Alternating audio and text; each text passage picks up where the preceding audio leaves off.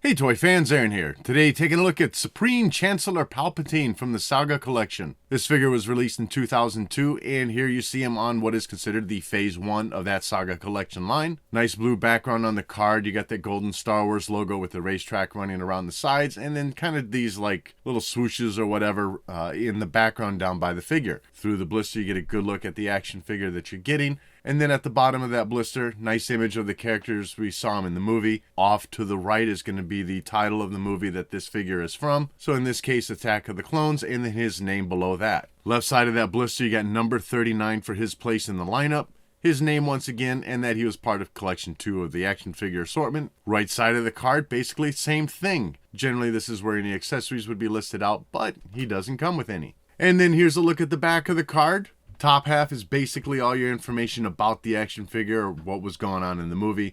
So in that upper right corner, you got the name of the movie once again. Down a little and to the left is going to be a write-up about Attack of the Clones. You can pause, read through that. And then paragraph below that, you got his name. And then 02 number 39. So figure was released, as I said, 2002. And that number 39 in the lineup. And then you've got a write-up about Supreme Chancellor Palpatine. Highlighted in the middle of the card is a couple different angles of the action figure. And then along the bottom are 3 other figures that were available in the line at this time.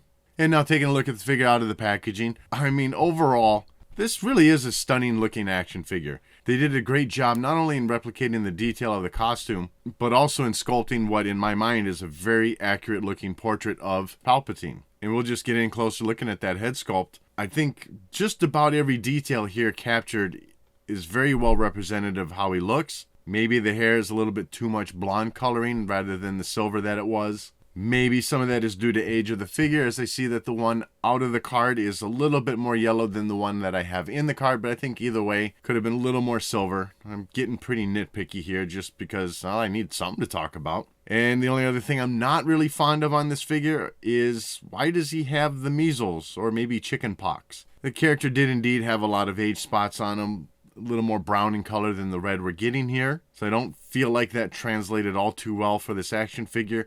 I do get what they were going for though. That detail aside, everything else, like I said, it just looks so well done. Decent painting for the eyebrows, the eyeballs themselves, the pupils and white parts looks like it's painted very well. And then getting into the rest of the costume, since he's just essentially wearing a long robe, I think those details are looking really good. The texture of the fabric is coming through very well on this plastic. The long hood draping down in the back has a very nice golden color painted onto it. And then a lot of various little ruffles and such to show the way that that fabric is otherwise laying if it was real fabric. All the seams on his robe has a nice gray coloring applied, and it's pretty much staying right where it needs to be. All along on the outer part of the robe where you see those stripes coming down vertically, I like each little subtle wave that the robe has. What is that? Is that pleating? It has good dimension to it. Around the front of his chest where that, I guess that's part of the hood, or maybe it's another separate element, but anyways, nice gray lines coming into that little V-shaped thing. And then beneath that layer of plastic, you've got a very nice golden color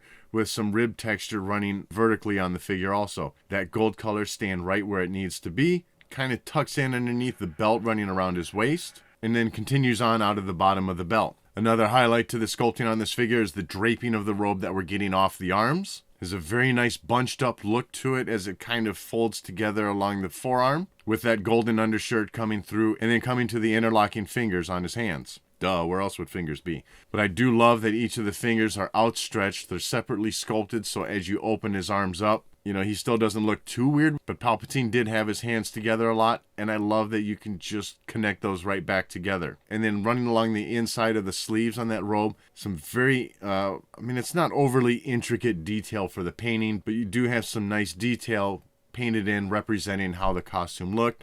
So you got some gold colors and some teal little splotches placed in there. Obviously for this size of figure, you're not going to get, the exact match of how the costume looked, but I think they achieved the overall look pretty well. One downside to having the hard plastic robes sculpted the way they are, especially for the arms, is while yes, with his articulation, you can open the arms up and move those arms down along his side. But the more you do that, then you just basically give him wings. That hard plastic just sticks shooting out the back. You do have some leeway to bring the arm down a little if you wanted, and it still looks pretty natural or, fits well. But for me, as someone that just places these figures on the shelf, this definitely looks the way I'd want this figure to look. And while it might not look like it from what you're seeing here, the figure does indeed have 2 feet.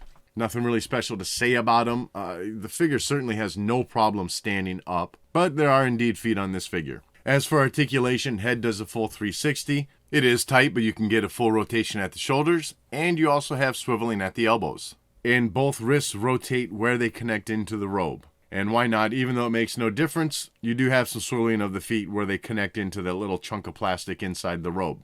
And with no accessories to speak of, that's pretty much my review on this figure. As I said, I really love the looks of this action figure. Oftentimes Hasbro has a hard time capturing the looks of a human character. They certainly have no problems with aliens, but I think they did a great job capturing the likeness of Palpatine within this action figure form. And with all the various intricate details of the costume, that's also been very well represented here. And as far as the lack of accessories on this figure, I don't mind. We didn't see him use anything in the movie, so I'm quite alright with him not having anything. So that's going to wrap this one up. I'd love to know what your thoughts are on this figure in the comments section below. And as always, thanks for watching.